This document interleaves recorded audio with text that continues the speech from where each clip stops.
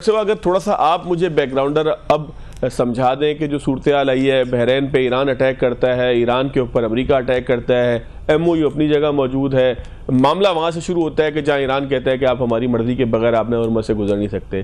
تو اس ساری سچویشن کے بعد اگر اس کا انالیسس کیا جائے تو ایم او یو کہاں اسٹینڈ کرتا ہے، سیز فائر کہاں اسٹینڈ کرتا ہے، ڈی ایسکیلیشن کیا پاسبل ہو پائے گی یا مزید ایسکلیٹ ہوگا؟ کیونکہ ابھی تک تو ہم نے دیکھا کہ امریکہ کو اس سے کوئی فرق نہیں پڑتا ہے کہ اس کے کسی اتحادی کے اوپر حملہ کیا جائے، تو اس کا مطلب امریکہ کو شاید اس سے فرق نہ پڑے. کیسے انالائز کریں گی اس کرنٹ سچویشن کو جو اس وقت آپ نے ہرمز کے اوپر ہے؟ دیکھیں، سب سے پہلے تو یہ اچھی بات ہے کہ ہمارے میڈیا پہ ایم او یو اب ایم او یو کے نام سے ڈسکس ہو رہا ہے، ڈیل یا ایگریمنٹ کے طور پہ ڈسکس نہیں ہو رہا.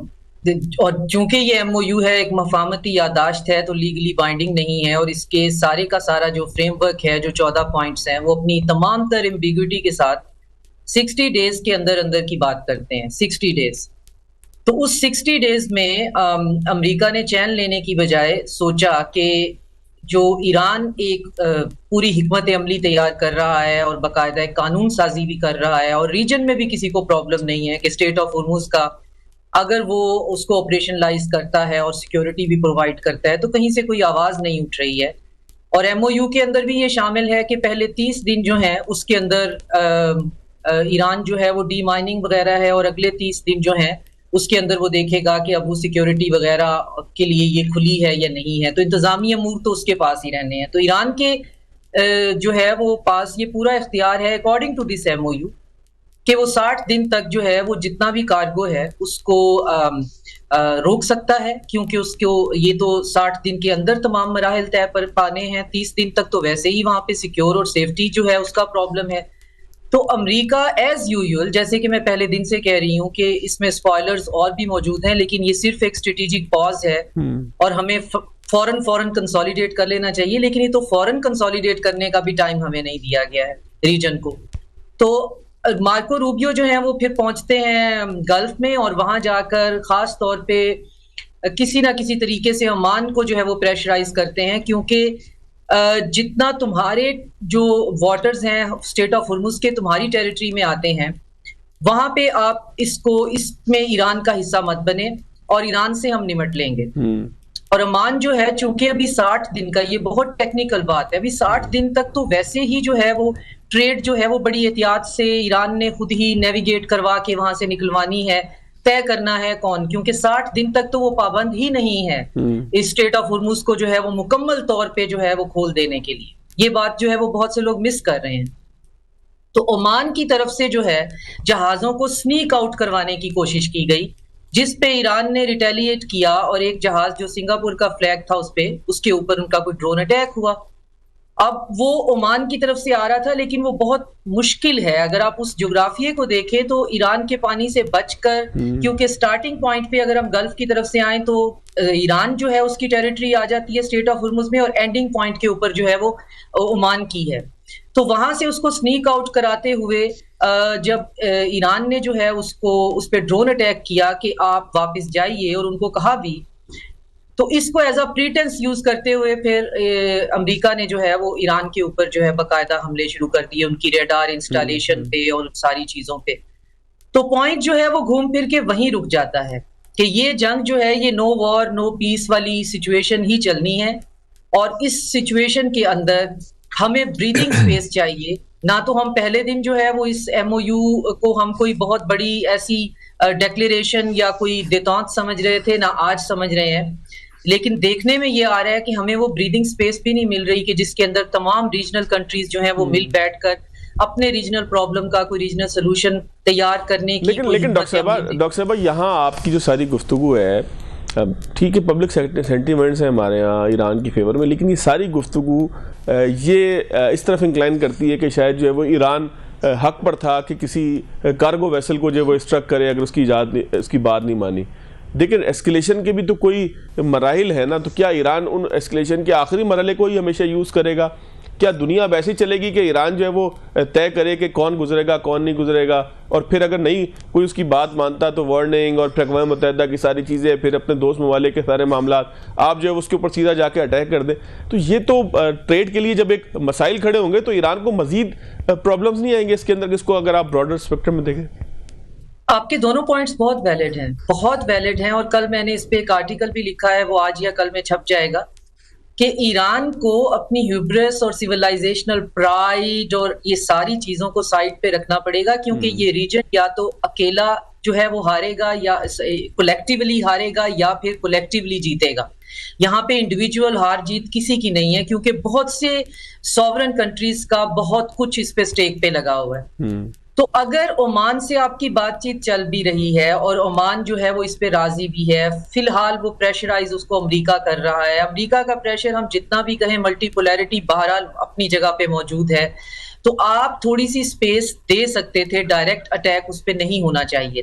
تو اس میں دو باتیں ہیں. ایک بات تو آپ کی یہ تھی کہ ایران کو یہ کرنا چاہیے, نہیں کرنا چاہیے تھا, اس کو نہ کر کے کام چل سکتا تھا. لیکن دوسری طرف یہ ہے کہ ایران کا فیوچر میں اسٹیٹ آف ہرمز کا کنٹرول چھوڑنے کا کوئی ارادہ نہیں ہے. میں میڈم اس پہ ذرا تفصیل سے آپ سے سمجھوں گا, کیونکہ عمان نے بھی کہا ہے کہ ہم بھی ٹول لے سکتے ہیں. خطے کے مختلف ممالک کی مختلف رائے آ رہی ہے, قطر بھی کبھی ہاں کبھی نہ کی کیفیت میں. لیکن میں دوبارہ آپ کے پاس آتا ہوں, پھر ہم اس کے اوپر جو ہے کنکلوڈ کر لیں گے. اسد صاحب کو میں شامل گفتگو کر رہا ہوں. اسد صاحب, جس طرح سے یہ ساری گفتگو کا جو بیسک معاملہ تھا وہ تو یہ تھا کہ ایک ایم او یو سائن ہوتا ہے. اب اس ایم او یو کے حوالے سے آپ چونکہ امریکہ میں بیٹھے, میں یہ سمجھنا چاہوں گا کہ جے ڈی وینس نے رات کہا کہ جو وائلنس ہے اس کا جواب وائلنس سے ہم دیں گے, آپ چاہیں تو ہم سے بات کر سکتے ہیں. یعنی کہ انہوں نے یہ آپشن بھی دیا کہ بات چیت کا, فون اٹھا کے بات کرنے کا راستہ موجود ہے. اگر وائلنس کریں گے تو پھر ہم جواب میں وائلنس دیں گے. اب جے ڈی وینس کا ایک خاص پوسچر جو ہے وہ ہمارے سامنے آیا ہے کہ وہ مذاکرات کی بات بھی کرتے ہیں. مارکو روبیو ایک سختگیر کے طور پر جو ہے وہ ہمیں بتایا جاتا ہے اور نظر آتے ہیں, اور ان کے بیانات یہ بتاتے ہیں. پھر اوپر ایک ڈونلڈ ٹرمپ صاحب موجود ہیں. تو یہ جو پوری چیز ہم یہاں بیٹھ کر سمجھ رہے ہیں کہ اس وقت ریپبلکنز کے اندر ڈونلڈ ٹرمپ صاحب ہیں جن کا کوئی بھروسہ نہیں ہے, وہ کس طرف کو کھیلیں گے.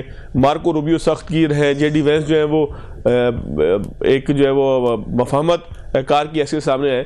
اس کو یو ایس اے میں کیسے دیکھا جا رہا ہے سر؟ Thank you Fawad. جس طرح آپ نے مینشن کیا کہ ایک طرف ہمیں جے ڈی وینس نظر آتے ہیں, مارکو روبیو نظر آتے ہیں, اور اس کے اوپر بیٹھے ہوئے ٹرمپ. تو یہ جو ٹرائیکا ہے, جس طرح سے امریکہ میں پالیٹکس ہے, یا گلوبلی کسی بھی پالیٹکس اور پارٹی لیڈرز کو دیکھ لیں یا ملک کے لیڈرز کو دیکھ لیں, آپ کو ایک سائڈ پہ اگریسو اسٹیٹمنٹس نظر آتی ہیں, ایک سائڈ پہ آپ کو گڈ بیڈ کاپس تو ہیں ہی ہیں. جہاں تک ہم امریکہ کی بات کر رہے ہیں کہ اس پورے ایپیسوڈ میں, اس پورے قصے میں ڈاکٹر صاحب نے بڑی اچھی بات کی کہ یہ ایم او یو جو ہے وہ ہمیں جب یہ سائن ہو رہا تھا تب بھی پتا تھا, تب تک جو ہے یہ سوچ رہے تھے کہ یہ سائن بھی ہوگا یا نہیں ہوگا. سائن ہوگا تو کتنے دن چلے گا, ایک ہفتہ چل جانا. ڈی سی میں کچھ ہلکے ایسے بھی ہیں جو کہ بہت پرو وار ہیں, ان کا خیال تھا کہ شاید 2-3 دن سے زیادہ یہ ایپیسوڈ نہیں چل سکے گا. اور جیسے یہ روانی شروع ہوگی, دوبارہ سے جہاز آنا شروع ہوں گے. ابھی بھی اگر آپ دیکھیں بے شک کہ بہت زیادہ ٹریفک ہے اپنا ہارمز پہ, لیکن بیک لاگ کلیئر کرنے کے لیے اسی طرح کی ٹریفک شاید 3 مہینے اور چلے گی, تو تب یہ کلیئر ہوگا. تو 60 دن کا جو ایک ایم او یو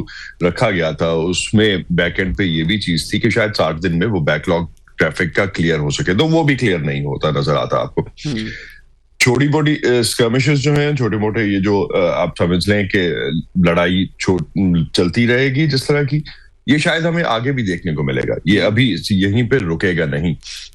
اس کے ساتھ مارکیٹس لنکڈ ہیں, اس کے ساتھ اکانومی لنکڈ ہے, اور یہ کہاں تک ایران اس ریجن میں اپنا کنٹرول بڑھا سکے گا, جو کہ ایک عرصے سے ہم نے دیکھا ہے. پچھلے 100 سال میں اگر دیکھیں تو ایران کو ڈفرینٹ طریقوں سے جس بھی امپیریل پاور نے یوز کیا, چاہے وہ برٹشرز تھے, اس کے بعد امریکہ تھا, یا دونوں نے مل کے کیا. 1923 کی ایگزامپل ہمیں پتا ہے, 1953 میں جس طرح سے مصدق کو چینج کیا گیا. اس کے بعد شاہ کو ہٹا کے جب ریولوشن کی بات ہوئی, تو ریولوشن میں بھی علی شریعتی ایک بڑا امپورٹنٹ چہرہ تھے, جو ہمیں جس پورے ایپیسوڈ ریولوشن کے بعد نظر نہیں آیا. تو کس کے کتنے انٹرسٹ ہیں, شاید ہم اس کو کہہ بھی سکتے ہیں کہ کانسپریسی تھیریز ہیں, لیکن آپ کو سالڈ تھوڑا سا اگر آپ ڈگ کریں تو آپ کو یہ ڈیٹیلز نظر آتی ہیں.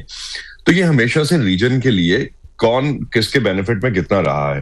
ایک بات شروع میں جو ہم کر رہے تھے, ایک بہت امپورٹنٹ قصہ یہ ہے کہ اس وقت آپ کے پاس ورلڈ آرڈر نہیں ہے. جو گلوبل ورلڈ آرڈر تھا, جو ورلڈ وار 2 کے بعد کسی بھی طرح سے کسی شکل میں تھا, اور کافی عرصے تک چلتا رہا ٹل دا ٹائم 2000 جب ہم 9/11 جب ہوا ہے, اس کے بعد سے وہ کولیپس ہوتا ہوتا یہاں تک پہنچ گیا ہے کہ اب صرف امریکہ کی ملٹری مائٹ ہے اور پوری دنیا اس کے اکارڈنگلی چلے گی. اسرائیل اس کو لابی کر سکتا ہے کیونکہ اس کے پاس اتنا وہ اس امریکی اسٹیٹ کے اندر اتنا امبیڈڈ ہے کہ وہ کسی بھی طرح سے اس کو منوور کرتا رہا ہے, کرتا رہے گا, شاید آگے بھی اسی طرح سے چلے گا. لیکن جنریشنل شفٹ ہمیں نظر آتا ہے اس میں. اگر آپ نئے ووٹرز کو دیکھتے ہیں, یا جو ایون ینگ کانگریس مین اگر آپ ان کی بھی بات کرتے ہیں, اور اس سے ریسنٹ ایگزامپل جو ہے وہ آپ کو نیو یارک میں جو 3 نئے الیکٹیبلز جو الیکٹڈ ممبرس ہیں جو کہ آگے پرائمریز سے ون کر کے آتے ہیں. ڈیموکریٹ پارٹی اپنے جب نامینیٹ کر رہی ہوتی ہے لوگوں کو, اور ان میں سے 3 لوگ, دونوں پارٹیز نامینیٹ کرتی ہیں, ان میں سے 3 لوگ جو جیت کے آگے آئے, اس کو اگر ہم دیکھیں تو وہ ٹپیکل اسٹیبلشمنٹ کے اگینسٹ کینڈیڈیٹس ہیں. اسٹیبلشمنٹ کو ہم الائن کر لیتے ہیں اسرائیل کے ساتھ اس ایکویشن میں, تو آپ کو اندازہ ہوگا کہ یہاں پہ بھی ایک شفٹ ہے, جنریشنل شفٹ ہے, وہ اب ہر طرف نظر آنا شروع ہوتا ہے, چاہے وہ پبلک اوپینین کے کیس میں ہو. یہ فرمائیے گا کہ اب ایک ایوان نمائندگان سے قرارداد منظور ہوتی ہے, وہ سینٹ میں بھی منظور ہو جاتی ہے کہ جہاں ریپبلکنز کی اکثریت ہے, تو اس کو یہ پولیٹیکل ایک جو سیٹ بیک تھا, ٹرمپ اس پہ ناراض بھی نظر آیا. انہوں نے کہا آپ نے میرا کام مشکل کر دیا, لیکن کروں گا میں پھر بھی پورا. تو اگر یہ کہتے ہیں کہ مجھے میرا کام مشکل کر دیا, اس کا مطلب کہیں نہ کہیں ایتھیکلی ان کو بھی ڈیمیج کر رہی ہے یہ چیز.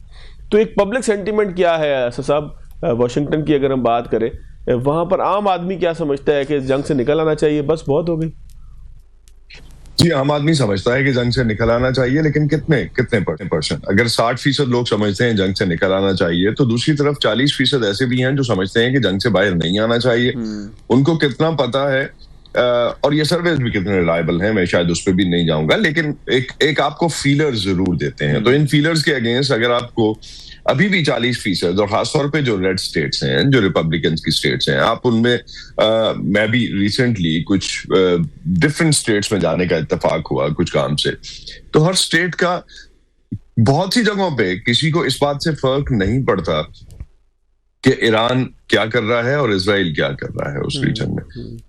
ان کو صرف یہ فرق پڑتا ہے کہ ان کی گیس پرائس کتنے کی تھی. اگر 3.5 کی یا 3 کی وہ 1 مہینہ پہلے ڈلوا رہے تھے, آج وہ 3.5 کی ڈلوا رہے ہیں. ان کو اس چیز سے فرق پڑتا ہے. اس فرق کی وجہ سے وہ کہتے ہیں کہ جو ریٹائرمنٹ فنڈ, اس فرق کی وجہ سے وہ جنگ چاہتے ہیں کہ نہ ہو. لیکن اس میں بھی ایک لابی یہ ہے, اور ایک پوائنٹ یہ ہے کہ ملکوں کو کچھ قربانیاں دینی پڑتی ہیں اگر ہم نے بڑے جو اسٹریٹجک انٹرسٹ ہیں وہ اچیو کرنے ہیں. تو they are fine with that. وہ 50 سینٹس کے یا $1 کے فرق سے نو ڈاؤٹ بہت فرق پڑتا ہے, لیکن ایز سچ اتنا بڑا فرق نہیں کہ آپ مظاہرے دیکھنا شروع ہو جائیں, یا اتنا بڑا فرق, یا اتنا بڑا ٹریگرنگ پوائنٹ نہیں آیا کہ ویتنام کی طرح, ویتنام جنگ کے موقع پہ جس طرح کے مظاہرے دیکھنے کو ملے تھے. اسد صاحب, میں ذرا کنکلوژن کے لیے آپ کے پاس آؤں گا, لیکن میڈم ذرا آپ یہ فرمائیے گا کہ آپ نے ہرمز پہ, اب عمان کہتا ہے کہ ہم ٹول لے سکتے ہیں کیونکہ وہاں نیویگیشن کے لیے ہمیں سسٹم لگانا پڑے گا, انوائرمنٹ ہمارا خراب ہوگا, اس کے لیے ہمیں جو ہے وہ ٹول چاہیے ہوگا.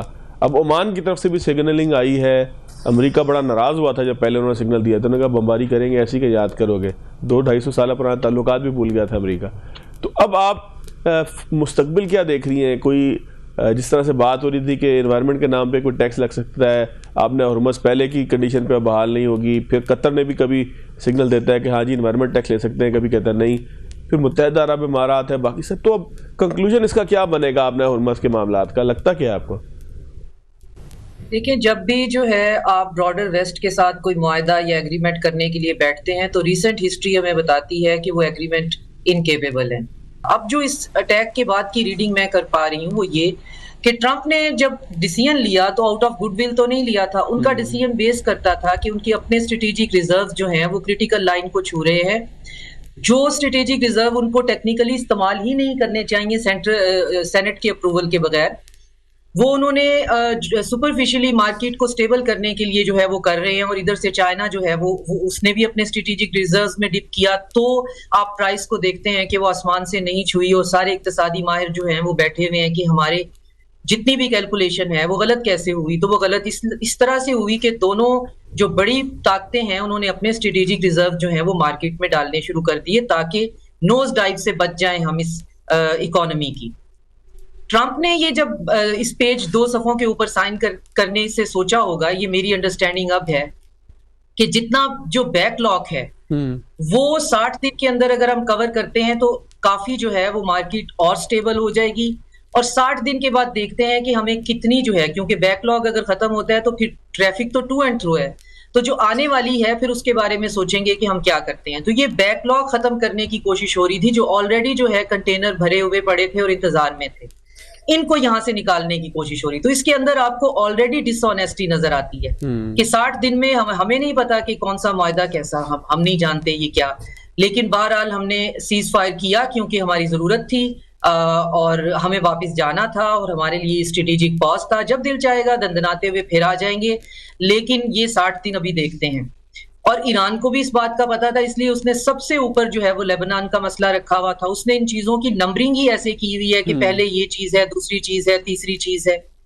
تو اس میں اب یہ جب گڈ ول ہی نہیں ہے ایک پارٹی کی, تو آپ اس مسئلے کو حل کیسے کر سکتے ہیں؟ پھر جنگ ہو رہی ہے تو ڈی مائننگ بھی نہیں ہو سکتی, جنگ ہو رہی ہے تو باقی فریم ورکس بھی نہیں ہو سکتے. اس کے لیے آپ یہ کہتے ہیں کہ پراپر ایک ایگریمنٹ ہوگا, کوئی میثاق ہوگی تو ہی پھر آگے کی طرف بڑھ سکیں گے. نہیں, میں بالکل یہ نہیں کہہ رہی ہوں کہ ایگریمنٹ ہوگا. ایگریمنٹ تو میں کبھی بھی نہیں دیکھ رہی, ہورائزن پہ کبھی بھی نہیں دیکھ رہی. اچھا, and I am only the few ones کے جو کہتے ہیں کہ ایگریمنٹ وغیرہ ہم نہیں دیکھ رہے ہیں, لیکن ہم صرف یہ one day at a time سوچ رہے ہیں کہ one day at a time. آپ کا پوائنٹ بالکل ٹھیک تھا کہ کیا ایران ریٹیلیٹ کرنے سے رک سکتا تھا, اس سنگاپورین جو ہے وہ اس پہ ویسل پہ کیا ضرورت تھی. لیکن پھر اگر ایرانین سے پوچھا جائے تو وہ کہتے ہیں ہمارے پاس اپنی ڈیٹرنس کے علاوہ ہے کیا, نیوکلیئر تو چلو نہیں ہے, تو ہمارا state of Hormuz he nuclear ہے, ہم نے بھی تو سروائیو کرنا ہے ورنہ یہ لوگ ہمیں کھا جائیں گے.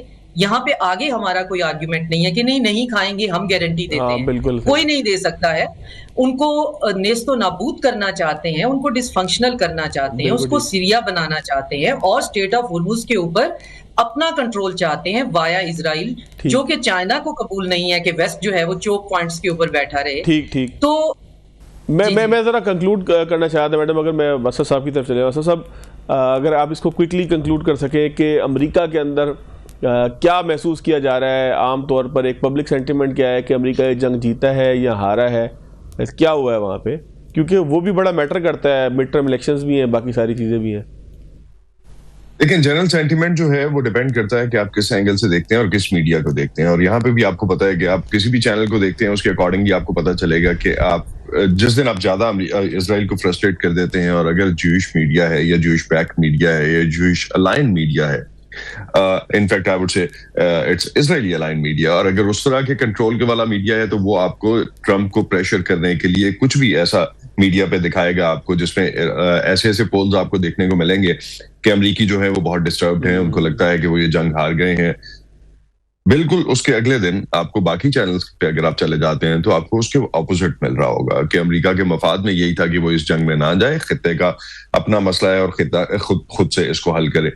لیکن اگر آپ تھوڑا سا پیچھے ہٹ کے, ڈاکٹر صاحبہ نے بڑی جو بات کی وہ بہت معنی رکھتی ہے کہ آپ کے ایگریمنٹ ہونے نہیں جا رہے, اور اگر ایگریمنٹ ہو بھی جاتے ہیں تو وہ امپلیمنٹ کیسے ہوگا. ابھی ہم نے جے سی پی او دیکھ لیا اس سے پہلے جو اوباما کے دور میں ہوا, اور کس طرح سے ختم ہوا, اور گلوبل ایگریمنٹ جس طرح سے ٹرمپ نے ختم کیے ہیں, تو اگلے سال 2 سال میں تو یہ قصہ کہیں جانے والا نہیں ہے, یہ پیٹرن اسی طرح سے چلے گا. امریکی جو ہیں شاید اس چیز کو اپنے آپ کو امیون کر چکے ہیں, لیکن مڈ ٹرم میں جہاں تک آپ نے کہا, مڈ ٹرم میں نو ڈاؤٹ ابھی تک کے جتنے بھی آپ کنسنسس دیکھ لیتے ہیں, جتنی بھی آپ اوپینین پولز دیکھ لیتے ہیں, اور جتنے بھی ایکسپرٹ سے آپ بات کر رہے ہیں ڈی سی میں, ایک پینک ریپبلکنز میں ضرور ہے, اور وہ خاص طور پہ پینک یہ ہے کہ مڈ ٹرم میں ان کو نہیں لگتا سینٹ شاید وہ بچا سکیں, لیکن ہاؤس وہ کسی ضرورت بچا نہیں سکیں گے. بہت اہم بات ہے. کچھ لوگ جو ہے وہ اسکیپٹیکل ہیں.